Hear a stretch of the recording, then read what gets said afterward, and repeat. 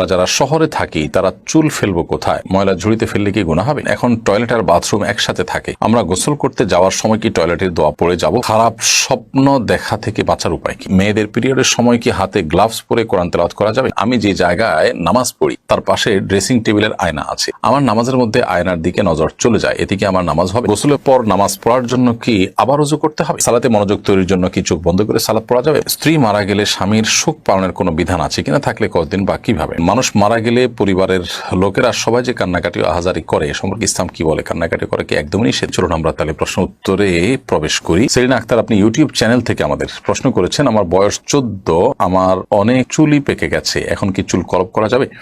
চুল পেকে গেলে আপনি লাল কালার করতে পারেন, সেটা নিশ্চয়ই দেখতে অসুন্দর দেখায় না। সচরাচর 2-4টা চুল পাকলে সামান্য ওইটুকু চুল লাল কালার হলে পরে সুন্দরই লাগে। নবী করিম সাল্লাল্লাহু আলাইহি ওয়াসাল্লাম সাদা চুলকে অন্য কালারে পরিবর্তন করতে বলেছেন, তবে কালোকে পরিহার করতে বলেছেন। তিনি বলেছেন ওয়াজান্নাবু সাওয়া, তোমরা কালো কালার থেকে বেঁচে থাকবে। তো এই জন্য কালো কলব দিয়ে আপনি চুলের কালার পরিবর্তন করবেন না। পারভিন সুলতানা তাসনোভা এআইডি থেকে আপনি লিখেছেন, এখন টয়লেট আর বাথরুম একসাথে থাকে, আমরা গোসল করতে যাওয়ার সময় কি টয়লেটের দোয়া পড়ে যাব? গোসল যখন আমরা করতে যাব তখন বাহির থেকে বিসমিল্লাহ বলে আমরা ঢুকতে পারি, যেহেতু ভেতরে প্যান বা কমোড এবং আমাদের শাওয়ারের যে স্প্রে সেটা যেহেতু পাশাপাশি থাকে সাধারণত এবং কোনো আড়াল থাকে না, বিধায় ওখানে গিয়ে আল্লাহর নাম আমরা নিব না। বাহির থেকে বিসমিল্লাহ বলে তারপরে গিয়ে ভেতরে অজুর যে অন্যান্য কার্যক্রম, হাত ধোয়া, মুখ ধোয়া, সেগুলো আমরা করে তারপর গোসল করবো। সেক্ষেত্রে অজুর যে সুন্নাহ বিসমিল্লাহ পড়া সেটা আদায় হয়ে যাবে, আবার টয়লেটের মধ্যে আল্লাহর নাম নেওয়া যে মাকরুহ সেটি থেকেও আমরা বেঁচে থাকতে পারবো। আনিতা আখতার, আপনি লিখেছেন, মেয়েদের পিরিয়ডের সময় কি হাতে গ্লাভস পরে কোরআন তেলাওয়াত করা যাবে? কোরআন কারীমের তেলাওয়াত পিরিয়ড অবস্থায় না করাটাই হলো জমহুর উলামা ইকরামের মত, অর্থাৎ করা যাবে না। পিরিয়ড অবস্থাতে মেয়েরা কোরআন তেলাওয়াত করবেন না,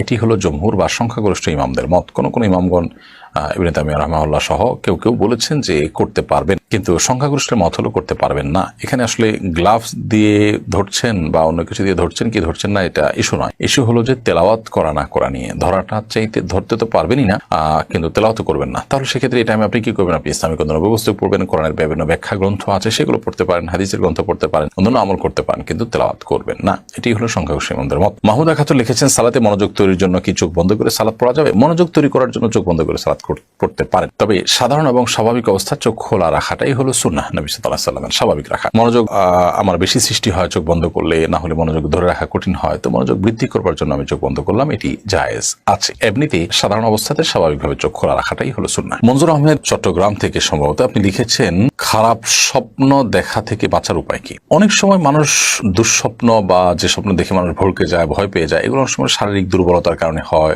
মানসিক অবসাদগ্রস্ত থাকার কারণে হয়। অতএব সেটি যেন না হয় সেটি খেয়াল করা দরকার। অনেক সময় নির্ঘুম থাকার কারণে, অল্প ঘুমালে বা সামান্য ঘুমানোর সময় এই ধরনের পরিস্থিতি তৈরি হয়। এটার নানা গবেষণা আছে, আপনি একটু খুঁজে দেখতে পারেন। আর এর বাইরে অর্থবহ স্বপ্ন যেগুলো মনে হচ্ছে যে ইঙ্গিতমূলক এবং সেটি দেখে আমি ভড়কে যাচ্ছি, তাহলে এরকম স্বপ্ন যেন না দেখি তার জন্য আসলে বিশেষ কোনো উপায় আছে বলে আমার জানা নেই। তবে আপনি যেটি করতে পারেন তাহলে এই ধরনের স্বপ্ন দেখার পর সুন্নাহ এর আলোকে বাম পাশে আপনার যে অবস্থায় থাকেন সে অবস্থা আপনার হাতের বাম পাশে আপনি প্রতীকী থুতু ফেলবেন 3 বার, হালকা হালকা করে ঠোঁটের আগায় আপনি 3 বার থুতু করে আপনি প্রতীকী থুতু ফেলবেন। এর বাইরে আমানতু বিল্লাহি ওয়া রাসূলিহি পড়বেন এবং সম্ভব হলে সুযোগ থাকলে 2 রাকাত সালাত আদায় করবেন এবং সেই স্বপ্ন মানুষের কাছে বলে বেড়াবেন না। এগুলো হলো দুঃস্বপ্ন বা খারাপ স্বপ্ন দেখার পর করণীয়। মিনহাজ রহমান আপনি লিখেছেন, গোসলের পর নামাজ পড়ার জন্য কি আবার ওযু করতে হবে? গোসলের পর নামাজ পড়ার জন্য আলাদা করে ওযু করার প্রয়োজন নেই, যদি গোসলটা আপনি সুন্নাহ সম্মতভাবে করে থাকেন। সুন্নাহ সম্মত গোসল কি? সুন্নাহ সম্মত গোসল হলো শরীরের কোনো জায়গায় নাপাক লেগে থাকলে, সেটা কাপড় হোক শরীর হোক, সেই জায়গাটাকে আগে আলতোভাবে ধুয়ে ফেলতে হবে। এরপর 2 হাতের কবজি ভালো করে ধুয়ে 3 বার, ঠিক অজুর মতো করে 3 বার কুলি, অজুর মতো নয়, অজুর নিয়ত করে একেবারে 3 বার কুলি, 3 বার নাকে পানি, মুখ ধোয়া, হাত ধোয়া এবং মাথা মাসা করা। এরপরে পুরো শরীরে পানি ঢেলে আপনি গোসল শেষে 2 পায়ের গোড়ালি পর্যন্ত ধুয়ে আপনি চলে আসলেন। তাতে আপনার অজু দিয়ে গোসল শুরু হলো, গোসল শেষ, অজুর শেষ কাজটা পাও ধুয়ে আপনি বের হয়ে চলে আসলেন।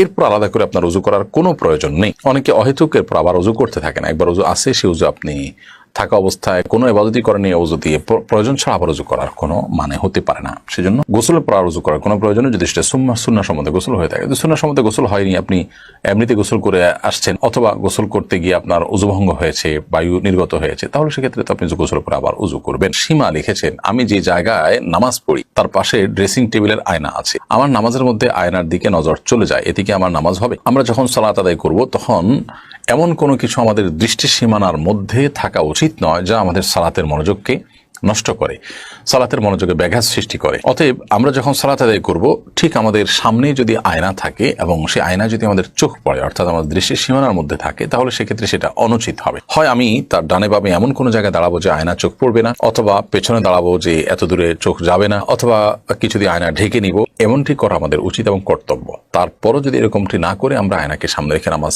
আদায় করে ফিরি, নামাজ হয়ে যাবে, কিন্তু নামাজটি মাকরু হবে, আমাদের মনোযোগ নষ্ট হওয়ার মতো বিষয় সেখানে থাকার কারণে। বিশেষ করে যদি কেউ আয়নার দিকে তাকায়, সেক্ষেত্রে নামাজ মাকরু হবে।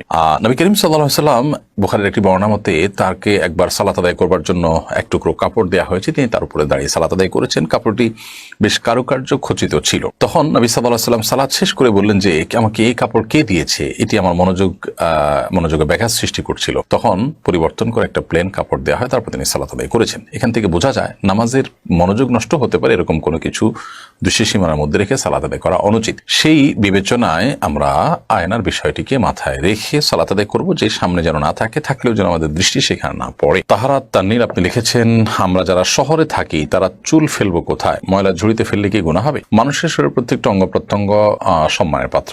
আল্লাহ সুবহানাহু ওয়া তাআলা বলেছেন, ওয়ালাকাদ কাররামনা বানি আদম, আমি আদম সন্তানদের সম্মানিত করেছি, মর্যাদাবান করেছি। এজন্য মানুষের শরীরের কোনো অঙ্গ প্রত্যঙ্গের অসম্মান হয় এমন কোন প্রক্রিয়া, এমন কোন পদ্ধতি অবলম্বন করা উচিত নয়। অতএব চুল হোক, অন্য কিছু হোক, এগুলোকে মাটিতে পুঁতে ফেলতে পারলে ভালো হয়, কমপক্ষে মাটিতে ফেলে দিলেন। কিন্তু ময়লা আবর্জনার সাথে সেটা ফেলাটা এটা অনুচিত। তবে এর কারণে কোনো হারাম বা বড় গুনাহ হবে ব্যাপারটা সেরকম না। মুমিনুল ইসলাম লিখেছেন, স্ত্রী মারা গেলে স্বামীর শোক পালনের কোনো বিধান আছে কিনা, থাকলে কতদিন বা কিভাবে? সাধারণ যত শোক পালন আছে সেগুলো 3 দিনের বেশি শোক পালন করা জায়েজ নেই। নবী করিম সাল্লাল্লাহু আলাইহি ওয়াসাল্লাম পরিষ্কারভাবে জানিয়েছেন, মেয়েরা স্বামীর মৃত্যুর পর 4 মাস 10 দিন শোক পালন করবেন, নিবৃত্ত থাকবেন বিবাহ ইত্যাদি থেকে, এবং ইদ্যত পালন করবেন যথা নিয়মে। এর বাইরে স্বামী তার স্ত্রীর বিয়োগে, স্ত্রীর মৃত্যুতে তিনিও শোক পালন করবেন, কিন্তু সেটি 3 দিনের বেশি হবে না। অর্থাৎ শোক পালন বলতে বিয়ে শাদী থেকে বিরত থাকা, শোক প্রকাশ করা, এটা 3 দিন হবে, 3 দিনের বেশি হবে না। আর দুঃখ, বেদনা, কষ্ট, বিরহের যে জ্বালা, সেটা তো মানুষের জীবনভরই থাকতে পারে, সেটা তো আর কোনো নিয়ন্ত্রণ নেই। রাকিবুল ইসলাম আপনি লিখেছেন, মানুষ মারা গেলে পরিবারের লোকেরা সবাই যে কান্নাকাটি ও আহাজারি করে, এ সম্পর্কে ইসলাম কি বলে? কান্নাকাটি করা কি একদমই নিষেধ? না, মানুষ মারা যাওয়ার পর কান্নাকাটি করা নিষেধ এমন কোনো কথা নেই। বরং নবী করিম সাল্লাল্লাহু আলাইহি ওয়াসাল্লাম তার ছোট পুত্র সন্তান মৃত্যুর পর, জন্মের পর সন্তানের মৃত্যুতে, নবী সাল্লাল্লাহু আলাইহি ওয়াসাল্লাম ছেলের মৃত্যুতে নবী সাল্লাল্লাহু আলাইহি ওয়াসাল্লাম কেঁদেছেন, চোখের পানি পড়েছে। সাহাবীরা কেউ আশ্চর্য হয়েছেন। তখন নবী সাল্লাল্লাহু আলাইহি ওয়াসাল্লাম তাদেরকে জানিয়েছেন যে এটি কষ্টের কারণে, বিরহের বেদনায় এই পানি বের হয়ে থাকে চোখের, এটা স্বাভাবিক, এটা সহজাত বিষয়। অতএব কান্না করা দোষের নয়। তবে কান্না করতে গিয়ে কেউ যদি সীমা লঙ্ঘন করেন, জামা কাপড় ছেঁড়াছিড়ি করেন, আওয়াজ করেন, চিৎকার চেঁচামেচি করেন, যেটা আল্লাহ সুবহানাহু ওয়া তাআলার ফয়সালার প্রতি এক ধরনের বিদ্রোহর প্রকাশ করে বা এই টাইপের কোনো কিছুকে ইন্ডিকেট করে, এরকম চিৎকার চেঁচামেচি করা বা জামা কাপড় ছেঁড়া বা ভাঙচুর করা, আছাড় পিছাড় করা বা মালাকুল মউতকে গালমন্দ করা বা আল্লাহর ফয়সালার প্রতি অসন্তোষ প্রকাশ করে কোনো কিছু করা, সেটা অবশ্যই নিষিদ্ধ এবং গুনাহের কথা। অতএব সে বিষয়ে আমাদেরকে সাবধান এবং সতর্ক থাকতে হবে।